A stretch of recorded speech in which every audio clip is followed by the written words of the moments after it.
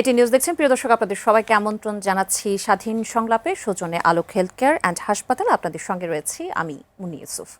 দর্শক, 2024-এর রক্তাক্ত জুলাই স্মৃতিবাহী দিনগুলো পেরিয়ে গেলেও সেই গণঅভ্যুত্থানকে ঘিরে রাজনৈতিক বিতর্ক যেন থামছেই না।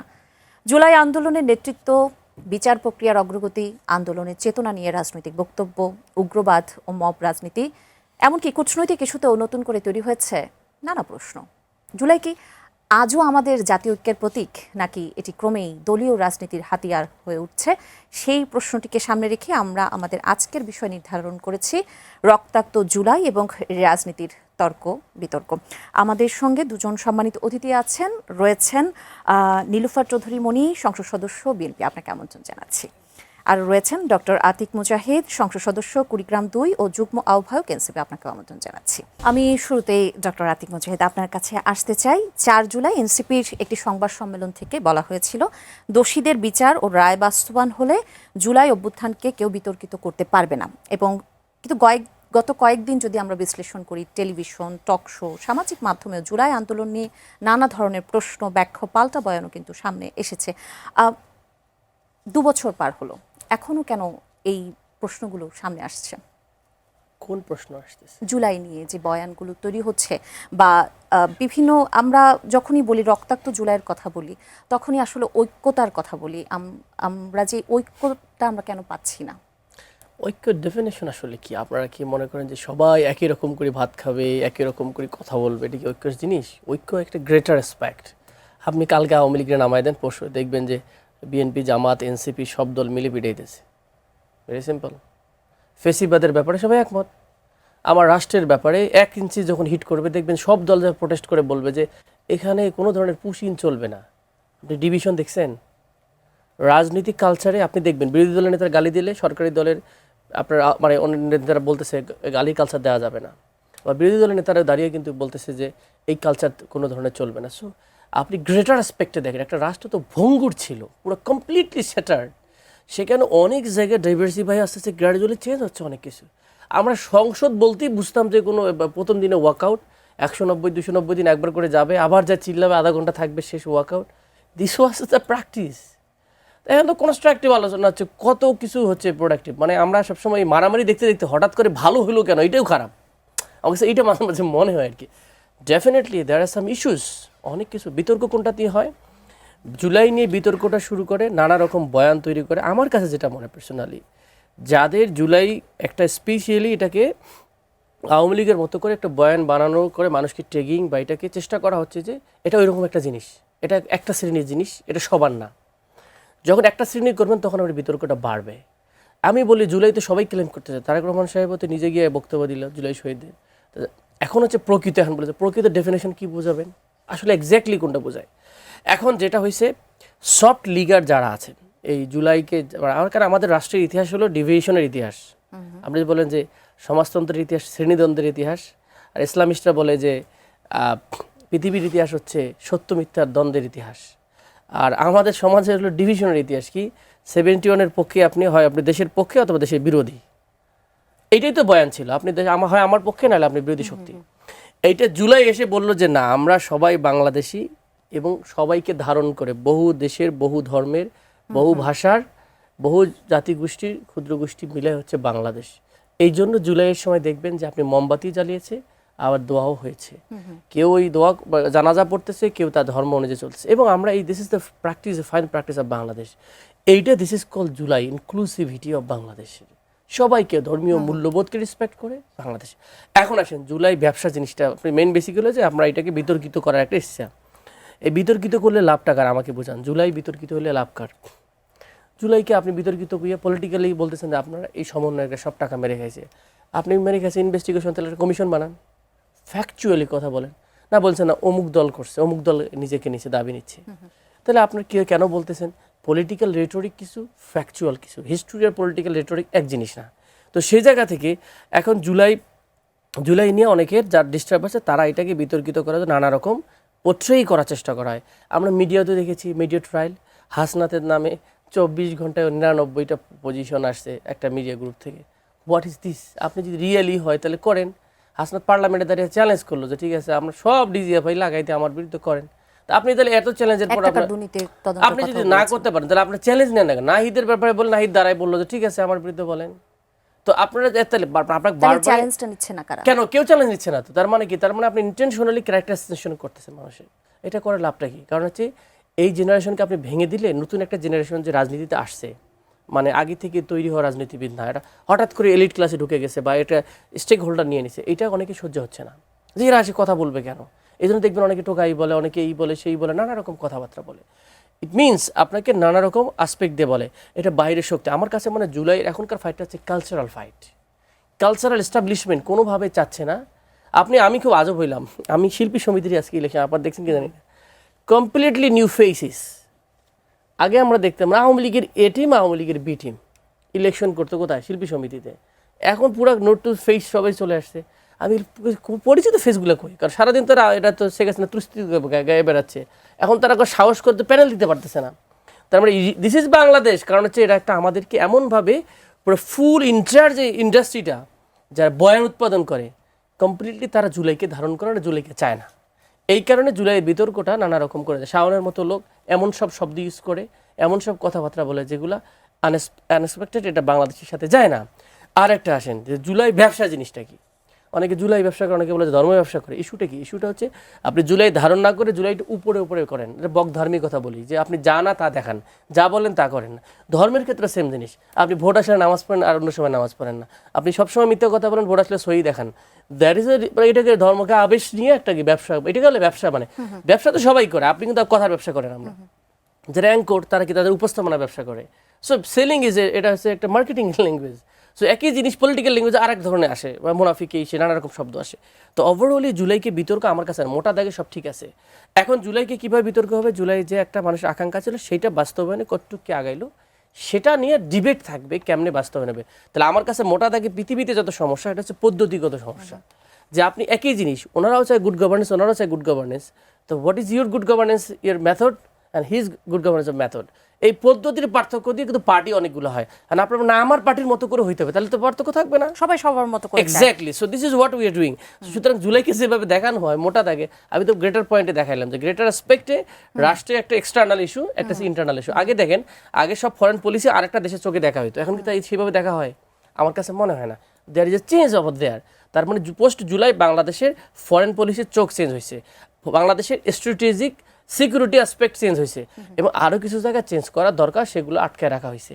সেগুলো হচ্ছে ওইসব লোক এবং ওইরকম ঘাপটি মেরে আছে বিভিন্ন জায়গায় যারা ডিস্টার্ব করতেছে। আচ্ছা, আমি নীলুফা চৌধুরী আপনার কাছে আসতে চাই যে আপনি একটি সাম্প্রতিক বক্তব্য নিয়ে যে আলোচনা হয়েছে বা সমালোচনার মুখে আপনি পড়েছেন, বিশেষ করে জুলাই আন্দোলনকে ডিজাইন বলা হয়েছে বলে উপস্থাপকের একটি প্রশ্নের উত্তরে আপনি বলেছিলেন, এবং স্নাইপারের গুলির উৎস নিয়েও প্রশ্ন তুলেছেন বলে আলোচনা হয়েছে, এবং ছাত্রদল সহ বিভিন্ন মহলেও কিন্তু তীব্র প্রতিক্রিয়া হয়েছে।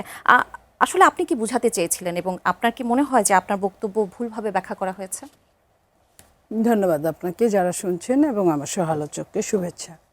দেখেন, এটা অনেকবারই বলা হয়েছে অনেকগুলো জায়গায়, এটাকে যে ভুলভাবে ব্যাখ্যা করা হয়েছে এটার কিন্তু কোনো বলার অপেক্ষা রাখে না। এটা আপনি নিজেও যদি দেখে থাকেন, এখন যেটা হয় এটাকে ফটোকার্ড কেউ বানায় তার নিজের শত্রুকে বিভিন্নভাবে নিচু করার জন্য, ছোট করার জন্য, আন্দোলন করার জন্য। এটা যারা করে এটা একটা বট বাহিনী দিয়ে করানো হয়। এবং সেইখানে আপনি দেখেন, ওখানে কিন্তু অ্যাঙ্কারের প্রশ্ন উত্তরে এরকম কিছুই ছিল না। ওখানে বলা হয়েছিল যে, এটা আমি শুধু বলেছি তা না, এর আগে কিন্তু প্রথম তত্ত্বাবধায়ক সরকার প্রথম বলেছিলেন, উনি কিন্তু একদম মেটিকুলাস পর্যন্ত নিয়ে আসছে। বাট আমি কিন্তু এইসব কিছুই বলিনি। আমি বলেছি যে স্নাইপারের গুলিটা যাদের কাছে ছিল না, থাকার কথা না, হয়তো ছিল কিন্তু অফিসিয়ালি থাকার কথা না, অফিসিয়ালে আমরা ওইটা জানি না, তাহলে কার কাছে ছিল? যে এই যে মারা গেল, এটা 2 বছরে কিন্তু আমরা কি তদন্তের রিপোর্টটা জানতে চাই। জানতে চাওয়াটা তো অপরাধ কিছু না, অপরাধ আপনি বলেন না, অবশ্যই না। তো এইটা জানতে চাওয়ার জন্য থ্রো করা হয়েছিল অপোজিশন যে বসেছিলেন, কিন্তু সে ওটার জবাবটা দেয় নাই বা দিতে পারে না। এই কারণে যে অ্যাঙ্কার যদি বেশি কথা বলে, প্রশ্ন যদি উত্তরের চেয়ে বেশি হয়ে যায়, একটার উত্তর জানার আগে আরেকটা আরো 5টা, তাহলে কিন্তু খুব খারাপ। অবশ্যই। তো অ্যাঙ্কারের এত মানে উল্টাপাল্টা প্রশ্নে একটা যে কোনো যারা টকশো করে, আপনি এই যে চুপ করে আছেন, আমি কথা বলছি, সেটা যদি আপনি পর পর আপনি কথা বলার আগে বলেন, তাহলে এটা ডিস্টার্ব হয়। সেই ডিস্টার্বের মধ্যে উনি আবার কথার উত্তর পুরাটা পূর্ণাঙ্গ হওয়ার আগেই আবার প্রশ্ন করছে, তাহলে কি আপনি মনে করেন যে এটা একটা ডিজাইন? আপনি বলেন, আপনি এখানে আমাদের নিয়ে বসছেন, অ্যাঙ্কারিং করছেন, আপনার কি কি প্রশ্ন করবেন আপনি কিন্তু বেশ কিছু লিখে নিয়ে আসছেন। একদম। এটা কিন্তু একটা ডিজাইন। ডিজাইন ছাড়া কিছুই হয় না। আমার পাশের জন এমপি হয়েছে ইলেকশন করে, সে কিন্তু তার একটা ডিজাইন ছিল, কিভাবে কোনখানে কবে যাবে, কোন জায়গায় কি বলবে, কি বক্তব্য রাখবে, কিটা। যাদেরকে উপর হামলা করা হলো, যারা হামলা করলো তাদের একটা ডিজাইন ছিল। ডিজাইনটা তো এটা অস্বীকার করেন না। ডিজাইন মানে কি? আপনি একটা প্ল্যান করবেন। আমাদের নেতা জনাব তারেক রহমান সাহেব, আমাদের মাননীয় প্রধানমন্ত্রী, উনি এসে প্রথমে এই 25শে ডিসেম্বর বক্তব্যে কি বলেছিলেন? I have a plan. উনি ডিজাইন করে ওইভাবে চিন্তা করে বাইরে যে ছিলেন, বসেছিলেন না। পরবর্তীতে ওই বক্তৃতায় বলছেন উই হ্যাভ আ প্ল্যান। তো এটার অর্থ হচ্ছে যে প্রত্যেকের একটা প্ল্যান থাকে। এই কথাটা ওইভাবেই বলেছি, যারা মার খেয়েছে, মারা গিয়েছে আমাদের সন্তানরা, তাদের জন্য পরের লাইনটাই কিন্তু এরকম ছিল যে আমাদের ছেলেরা এইভাবেই বলেছি, যারা আবেগ নিয়ে অন্যায়ের প্রতিবাদ করতে এসেছিল তাদেরকে যারা এইভাবে মেরেছে। এই যে এই কথাগুলো, তাহলে আপনি এখানে নেগেটিভটা কোথায় পেলেন? আমার কাছে বোধগম্য না। আপনি একটা জিনিস, একটা কথা যখন একটা লাইন বের করবেন, তার আগে 2 মিনিট 5 মিনিট শুনবেন, পরেও 2 মিনিট 5 মিনিট শুনবেন শুনতে হবে যে কেন এই কথাটার অবতারণা হলো, কারণটা কি। তো আপনি ওই লাইন দিয়ে একটা লাইন কেটে কুটে দিয়ে দিবেন, এটা তো অন্যায় না, চরমভাবে অন্যায়। এই যে যারা এই কাজগুলো করছে, আমি জানি না, আমার এত কোয়ালিটি নাই, তারা আমার পিছনে লেস কোয়ালিটির পিছনে কেন সময় নষ্ট করছে আমি জানি না। তারা প্রতি মাসে 2-3 বার এই ধরনের অ্যাটাক করছে। তো এই অ্যাটাক করাতে তাদের কি লাভ হচ্ছে আমি জানি না। এতে আমি মনে করি যে আমাকেই আরো, কারণ প্রত্যেকটা মানুষ এটা আবার দেখেছে, দ্বিতীয়বার তৃতীয়বার দেখার পরে তারা কি, যারা দেখেছে, আর বট আইডির কথা আমি বাদ দিলাম, তাদের 50,000 60,000 বট আইডি আছে। কিন্তু আপনার দলের ছাত্র দলের পক্ষ থেকেও কিন্তু তারা কিন্তু রাতে আবার ওটা সংশোধনী দিয়েছে। আচ্ছা, ছাত্র দলের প্রেসিডেন্ট আপনি আগে তো করেছেন, তাকে তাকে ওইভাবে বোঝানো হয়েছিল, কেউ হয়তো বুঝিয়েছে, তারপরে উনি কিন্তু সংশোধনী দিয়েছে। আপনি সংশোধনীটা যদি দেখেন, আপনার কিন্তু আর কোনো রকম কোনো সন্দেহ থাকার অবকাশ নাই। তো এই জায়গাটায় আমি তার বয়স, তার পদবি সবকিছু বিবেচনা করলো, সে আমাদের ছাত্র দল করে এখনো, সেই হিসেবে সে হয়তো বা তার আবেগকে সে প্রাধান্য দিয়েছিল ওই মুহূর্তে। পরবর্তীতে সে যখন রিয়ালাইজ করেছে, আমার সাথে যখন কথা বলেছে, তারপরে তার মনে হয়েছে সে কিন্তু তারটা ওইভাবে বলেছে। সো এখানে তার কোনো বিরোধ থাকার কথা না। তো এটা যারা করেছে, যারা এটা নিয়েই চলে, তারাই জানে যে কেন তারা এই কাজগুলো করে। আমরা যদি না থাকি, এই দেশের গণতন্ত্রটা, তাদের কাছে তো গণতন্ত্র কখনোই ছিল না, তারা তো গণতন্ত্র চায় না, তারা ওয়ার্ডার ফলো করার মতো একটা দল। তারা তাদের উপর থেকে যেটা ন্যস্ত করবে এটাই নিচেরগুলো পালন করবে, এরকম একটা দল। এখানে কোনো গণতন্ত্র নাই ওইখানে। বাট গণতন্ত্র জাতির এই দেশে না টিকুক, এই জন্যই তো আমাদের পেছনে লাগা। আপনি মনে করছেন কেউ পিছনে লেগেছে? এটা বলার অপেক্ষা রাখে না, এটা তো হাওয়ার উপর থেকে আসলো না। আচ্ছা, এই জিনিসগুলো, এই যে এই এত রকমের কথাগুলো আপনি খেয়াল করে দেখেন, প্রত্যেক যারা এটাকে বেচাকিনা করছে, তারাই এটা নিয়ে কাজ করছে। আপনার ধরেন এনসিপি সবচেয়ে বেশি কষ্ট পাওয়ার কথা। এনসিপির যার সাথে আমি সেই দিন ছিলাম, সেই কিন্তু পরবর্তীতে গতকাল রাতেও আমার সাথে একটা টকশো করেছে। তার কিন্তু কোনো সমস্যা নাই, কারণ সে আমার বডি ল্যাঙ্গুয়েজ, আমার কথা বলা সব কিছু দেখেছে। তো একজন সম্মুখ সারির যোদ্ধার যদি না লাগলো, তাহলে আপনার অন্যখান থেকে ভেসে এসে কে কি বললো আপনার বললেই, কারণ তারা তো কিছু লোক নিয়োগ করেছে। নিয়োগ করা মানুষগুলো যখন সাইবার বুলিং করে, তারা মনে করে এটা বিরাট কিছু, এই যে পেয়েছি, একে ধ্বংস করাটা আমাদের জন্য কোনো ব্যাপারই না। তো আমি তো বহু কিছু বাদ দিয়ে আমি জীবনে অনেক কিছু করতে পারতাম, আমি সেই সব না করে নিজেকে ভালোভাবে সৎভাবে রেখে আমি এই পর্যন্ত এসেছি। তা আমি তো এত সহজে চলে যাওয়ার মানুষ না, এত সহজে তো চাইলেই আমাকে ভেঙে চুরে খান করা যাবে না। আপা, আপনার কাছে আবারও আসবো।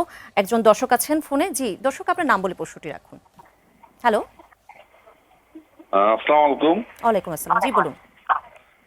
আমি চাচ্ছিলাম যে জুলাই যোদ্ধার, ওরা যে এনসিপি ছেলেপেলেরা এবং রাজনীতিদের জামাতের যে এরা আবার বলতেছে আন্দোলনে নামবে বা এই সেই বলতেছে। তো এগুলা কি আপনারা ওরা যেটা সংশোধনে চাচ্ছে যে মানে ওই যে পয়েন্ট অ্যাপ গুলা, যে কিছু কিছু পয়েন্ট অ্যাপ বাদ দিয়ে বিএনপি সংস্কার করতে যাচ্ছে আমাদের, এগুলা যদি করে তাহলে তাদের এই আপত্তিটা থাকতেছে কেন? এটাই আমি উত্তর চাচ্ছিলাম আপনার কাছে। আপনার নাম এবং পরিচয়টা একটু দেবেন। আমি বিএনপির একজন বিরল থানার ইউনিয়নের মোহাম্মদ বাবুল হোসেন সিনিয়র সহসভাপতি আর কি ইউনিয়নের বিএনপির। আমি চাচ্ছি যে ওরা যে বলতেছে যে এই যে সংশোধনের কথাগুলা, এই যে পয়েন্ট অ্যাপ গুলার কথা এই জামাত, তারা কি আমি আপা যেগুলো আপনি উত্তর দিচ্ছেন পয়েন্ট অ্যাপ গুলা মানে পুরাপুরি কি ওদের মতামত হচ্ছে না? ওরা আবার বলতেছে না হলে আমরা আন্দোলন করব, এই নিয়ে দেশটাতে কি আরো অস্থিতিশীল পরিস্থিতি তৈরি করতে যাচ্ছে ওরা? বুঝতে পারছি। আপনার আরেকজন দর্শক আছেন ফোনে। জি দর্শক, আপনার নাম বলে প্রশ্নটি রাখুন। সালাম আলাইকুম। ওয়ালাইকুম আসসালাম। জি বলুন। আমি পিন্টু দুয়ারি পটুয়াখালী থেকে বলছি। জি বলুন। আমার প্রশ্নটা হচ্ছে, জুলাই চেতনাতে বিক্রি করে এক শ্রেণীর লোক আঙুল ফুলে কলা গাছ হয়ে গেছে, ঠিক আছে? তো আমার প্রশ্নটা হচ্ছে দুজন অতিথির কাছে, এই যে যারা জুলাই চেতনা বিক্রি করে আঙুল ফুলে কলা গাছ হয়ে গেছে, তাদের বিরুদ্ধে সরকারের এবং বিরোধী দলের কোনো পদক্ষেপ নেওয়া পরিকল্পনা আছে কিনা, এটাই প্রশ্ন। ধন্যবাদ, বুঝতে পেরেছি আপনার প্রশ্ন। জি, আমি ডক্টর আতিক মুজাহিদ। আপনি নিশ্চয়ই দুজনের প্রশ্ন শুনেছেন, আপনার কাছে একটু আসবে। একটা তো আপনার কাছে প্রশ্ন, এটা আমার জানা মতে ওনার বিএনপি নেতারা জিজ্ঞেস করেছেন যে বিরোধী দল যেটা চাচ্ছে সেটা কেন বিএনপি করতেছে না, যে পয়েন্টগুলো উনি হয়তো বুঝতে চাচ্ছে যে সংস্কার এবং সংশোধন এটা কেন হচ্ছে না, তাহলে দেশে তো আবার আন্দোলন হলে তো আবার একটা অস্থিতিশীল হবে, ওটার ব্যাপারে উনিও আসলে উদ্বিগ্ন যে আসলে বিএনপি কেন জুলাইকে এই জুলাই সনদটাকে বুঝতেছে না। সো আপনারা হয়তো বুঝবে যে সংস্কার করলেই মানুষের দেশের শান্তিতে থাকতে পারবে আর কি। তো ভাই আপনার সাথে একমত, আপনার আমাদের এই সংস্কার জরুরি, কারণটা হচ্ছে আমাদের প্রতিষ্ঠানগুলো ভেঙে পড়েছে, এগুলো সংশোধন করলে হবে না, এটা সংস্কারই লাগবে। সংস্কার করতে গেলে অনেক বিষয় আমাদের প্রতিষ্ঠানগুলোতে আইন কানুন বলেন, ক্যাটের গভর্নমেন্ট সবগুলোর যে রিফর্মুলেশন একটা সিস্টেমের মধ্যে আসবে আর কি, এই জন্য দরকার। আর জুলাই চেতনা বিক্রি করে অনেকে আঙ্গুল ফুলে কলা গাছ হয়েছে, স্পেসিফিক বললে খুব ভালো হইতো।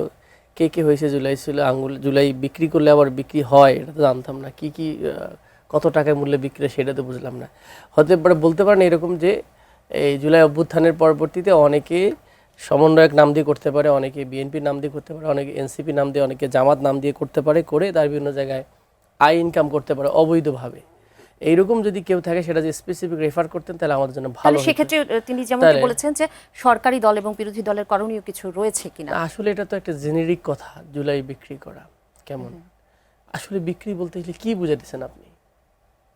মানে আমি ফেরি করে বেড়াচ্ছি, ভাই আমি জুলাইয়ের শক্তি আমাকে টাকা দেন, মানে আমি আসলে কাকে বলতেছে? কারণ আমরা যদি এরকম শুনি যে সোশ্যাল মিডিয়াতে অনেকে লেখে যে অমুকে এত কোটি টাকার মালিক, ওখানে 500 কোটি টাকা পাওয়া গেছে, আপনি কি ডু ইউ বিলিভ ইন ইট?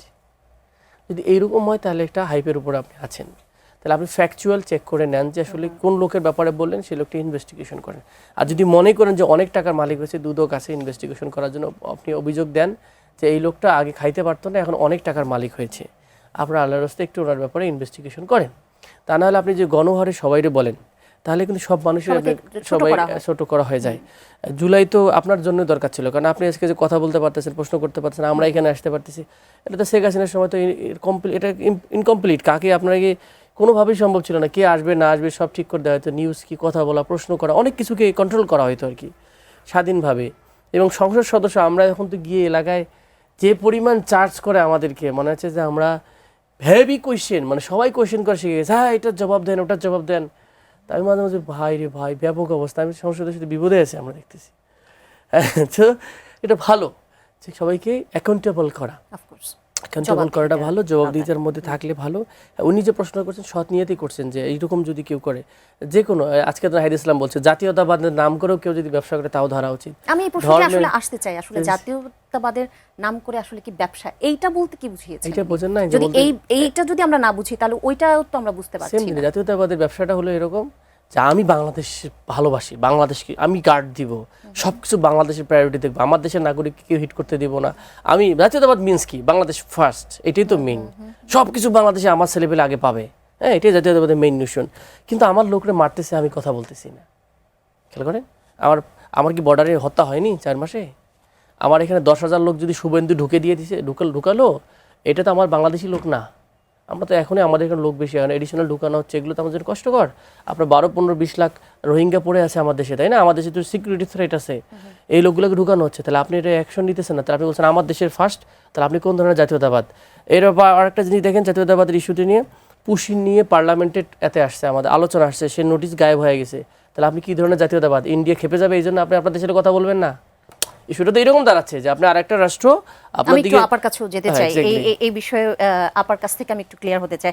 আপা, এই যে জাতীয়তাবাদের নামে ব্যবসা বন্ধ করার কথা বলেছেন নাহিদ ইসলাম আজকে, এই ব্যবসাটা আসলে কাদেরকে ইঙ্গিত করে বলা হয়েছে? সেটির সাথে যদি আমি দুজন দর্শকের যে প্রশ্ন ছিল সেটিও আপনার কাছে যাব, যে কারা আসলে আমি আঙুল ফুলে আসলে কলা গাছ হয়েছে, কাদের কথা বলছেন? দর্শকদের প্রশ্নের উত্তরটা এইভাবে দিতে চাই যে আন্দোলন, সংস্কার সংশোধন করে যে জুলাইয়ের যে আন্দোলনের কথা বলেছেন, বিএনপি কিন্তু সংস্কার যেটা যা করেছিল, নোট অফ ডিসেন্ট সহ প্রায় 133টার মধ্যে ম্যাক্সিমামই কিন্তু ওই আপনার অধ্যাদেশ বিল পাশ হয়েছে। যে কয়েকটা বাদ আছে তাদেরকে সেগুলো বলেছে আমরা এটা চুলচেরা বিশ্লেষণ করে সামনের অধিবেশনগুলোতে আমরা আলোচনা করে আমরা এটা পাশ করব কি করব না, 2/3 মেজরিটির আপনার ভোটে এটা হবে। তো সেইখানে আমার মনে হয় যে বিরোধী দল যে ধরনের কথা বলছে, যেটা আমাদের ভদ্রলোক বললেন, বিরোধী দল যেভাবে কথা বলছে এটা আমি ধরে নিতে চাই এটা বলার জন্য বলা। 4 মাসে তাদের, আমরা যদি সমস্যায় পড়ি আমরা কি একাই পড়বো? তারা পড়বে না তো। এই যে তাদের এনসিপি পড়বে না, বৈষম্য বিরোধী পড়বে না, আজকের ছেলেমেয়েরা পড়বে না, তো আমরা কিন্তু সবাই একটা জায়গায় যে ওই ফ্যাসিস্টের বিরুদ্ধে সবাই একসাথে ছিলাম। তো সেই জায়গায় আমি বলতে চাই যে এটা তারা, আমি মনে করি যে তারা এটা বলার জন্য বলেছে, তারা আন্দোলন করলে সবাইকে উপর দিকে থুতু ফেললে নিজের গায়ে পড়বে এটা।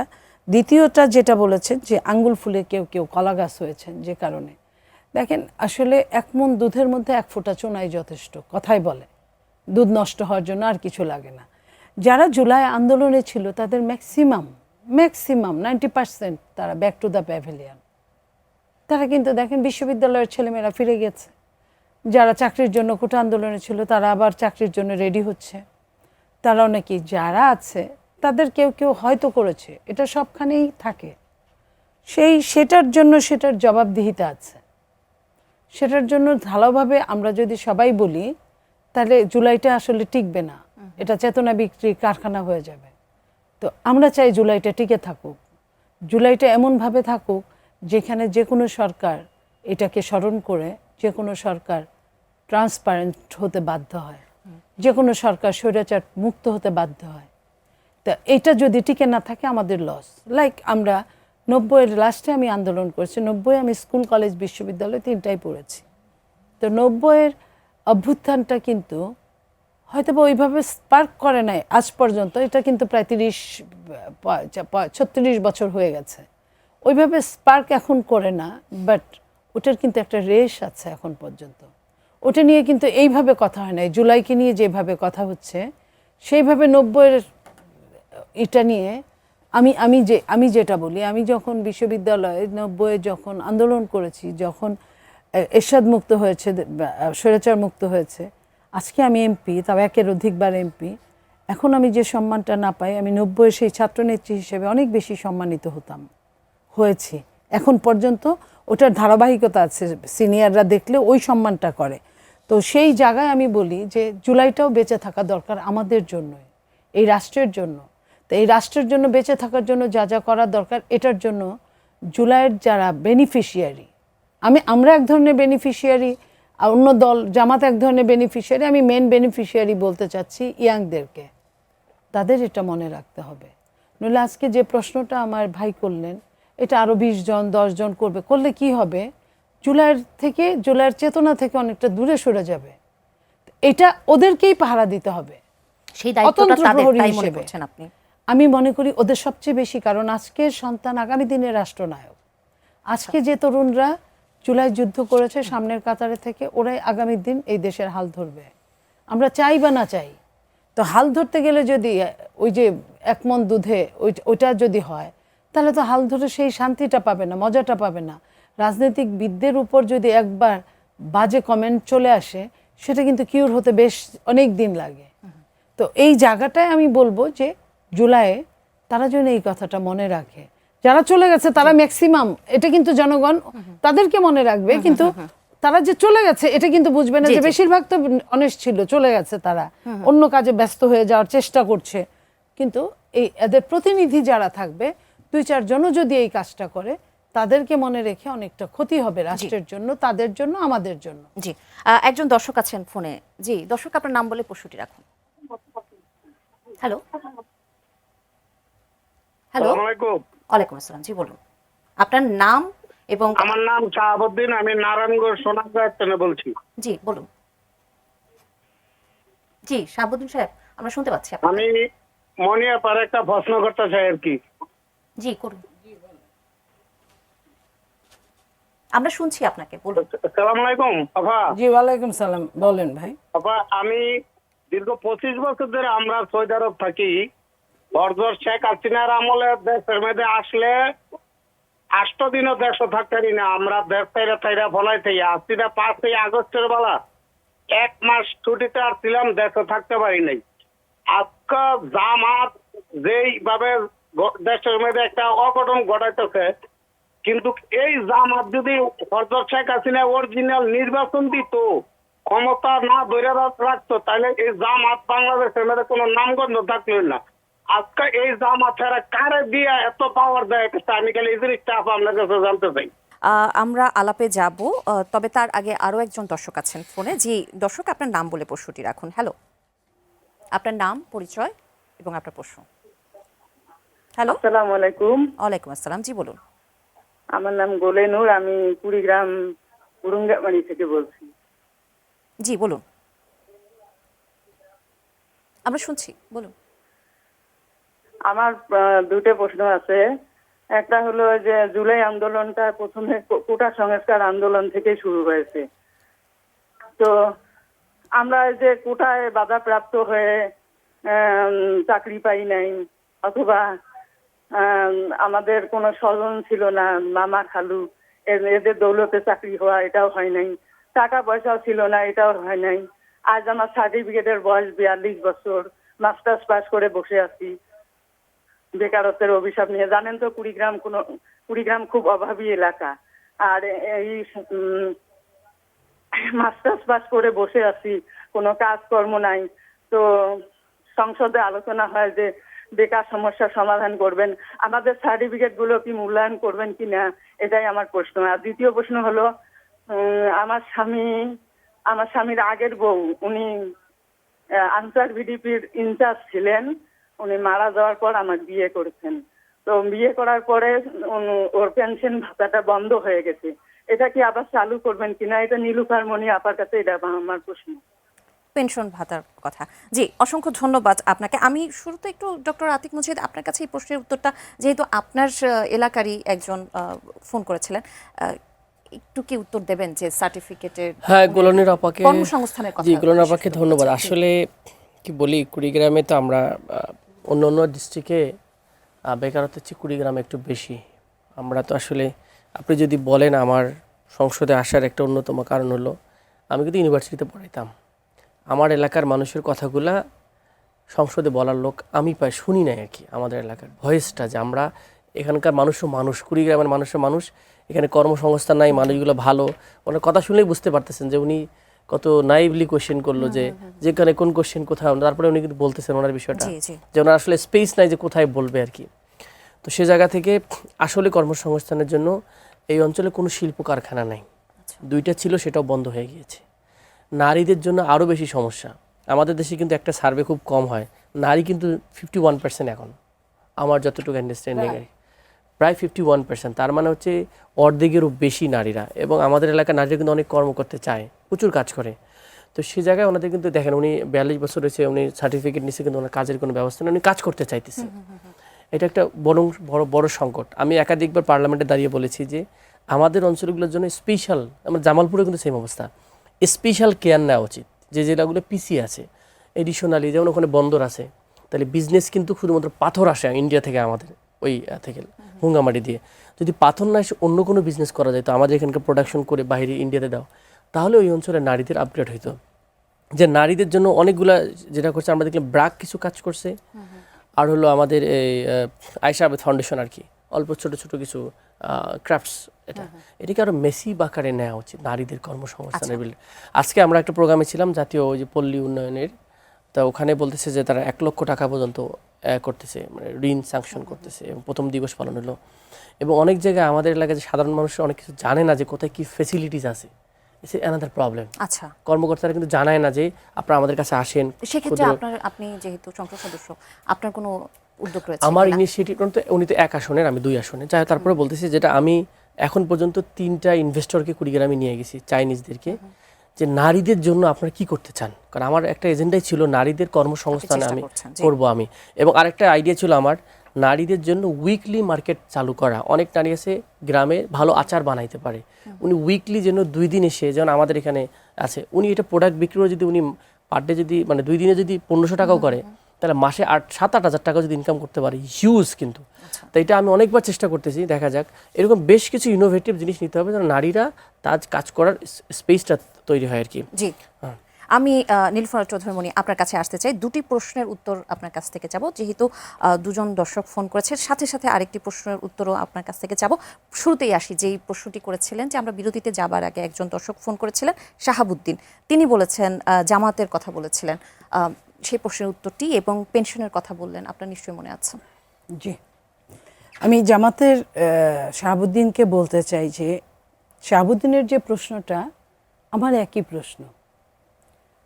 একই প্রশ্ন যে তাদের এত ক্ষমতা আসে কোথা থেকে এই জায়গাটায়, এবং তারা কিভাবে এই দেশটাকে চিন্তা করছে, এবং এটা যদি এখনো যদি আপনার ব্যারিকেড দেওয়া না যায় ওই জায়গাগুলোতে, তাহলে ডিজাস্টার হতে বেশিক্ষণ লাগে না। এই যে আপনার ইলেকশনের আগে তারা তো বলেছিল, ওই যে একজন মাননীয় সংসদ সদস্য বক্তব্য বলছেন, ক্ষমতায় তো চলেই গেছিল, খালি আল্লাহ ঠেকাইছে। তারা এরকমভাবেই কথা বলেন সব সময়। তো এবং কাউকে তুচ্ছাতি তুচ্ছ যাকে বলে, এবং তারা মনে করেন তারা একমাত্র শিক্ষিত, একমাত্র মেধাবী, একমাত্র বুদ্ধিমান, আর সবাই যাচ্ছে তাই, কাউকেই তারা মানুষ হিসেবেই গণ্য করে না।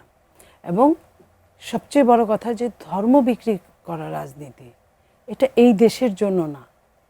এই দেশের জন্য, এই দেশের মানুষরা ধর্মভীরু ভীষণভাবে, কিন্তু এই দেশের মানুষ, সাধারণ মানুষ ধর্মকে কেনাবেচা করে না, ধর্মকে হৃদয়ে ধারণ করে, মৃত্যুর কথা মনে করে, নামাজ রোজা করে, এবং সাধারণ যে জিনিসটা, সাধারণ শিক্ষা, সাধারণ যে কাজগুলা দৈনন্দিন, সেগুলোও করে, সরকারকে মানে, যে সরকার ওইখানে ধর্ম এবং সরকারকে কন্ট্রাডিক্টরি করে না।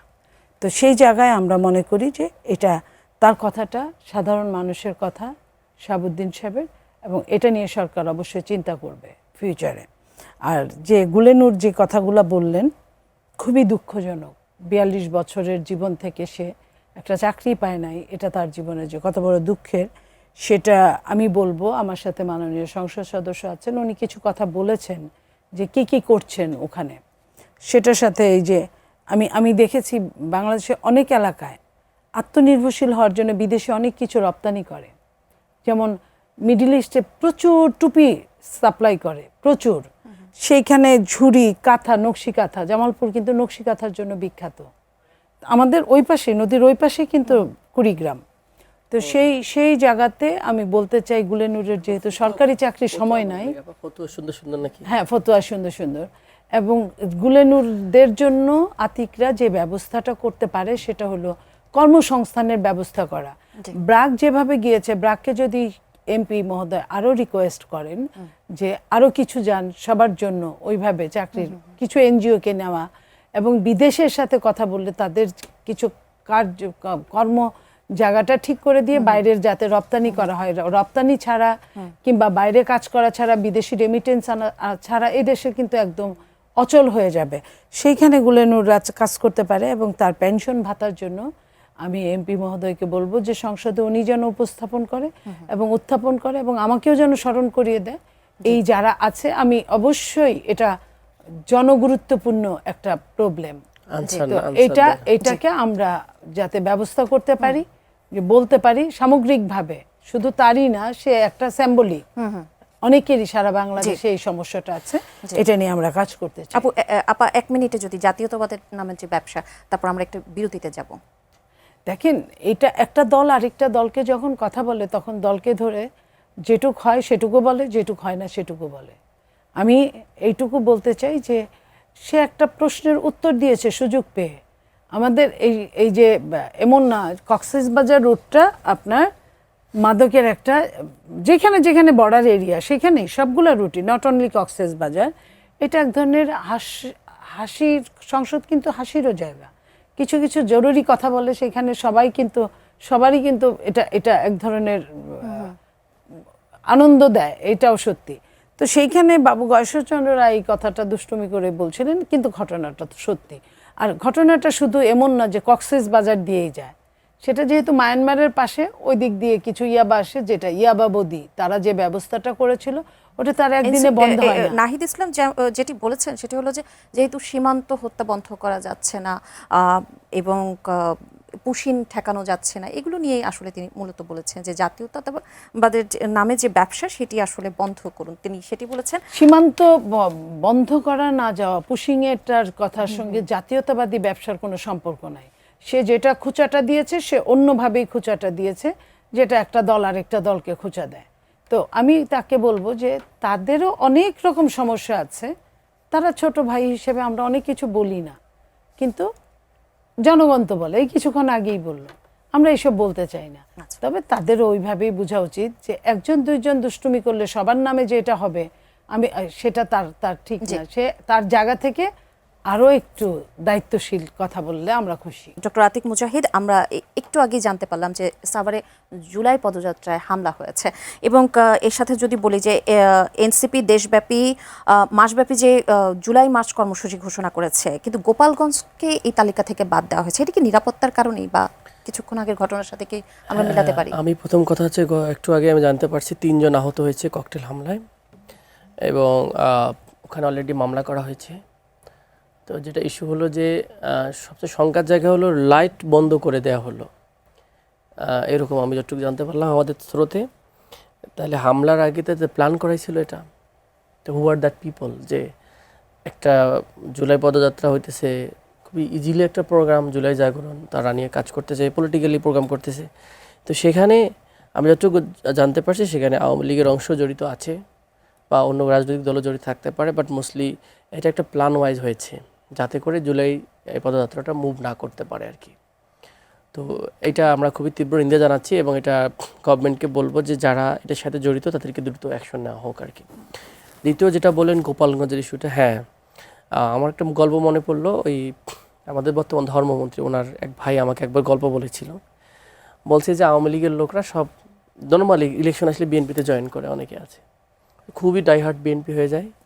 তো হঠাৎ করে আপা নাকি ব্যাক করছে ওই সময় বাইরে থেকে না কোথা থেকে, তখন আসি সে বলতেছে ভাই আমার তো থাকা যাবে না, আমাকে একটু আওয়ামী লীগে যাইতে হবে, আপা ডাক দিছে। তো এরা বেসিক্যালি এইরকমই, ওরা আসে একটা রিলিজিয়ন। স্বরাষ্ট্রমন্ত্রী অনেকেই বলতেছে আসলে এরা একটা সন্ত্রাসী গোষ্ঠী, এদের সাথে ডেমোক্রেটিক আন্ডারস্ট্যান্ডিং যায় না।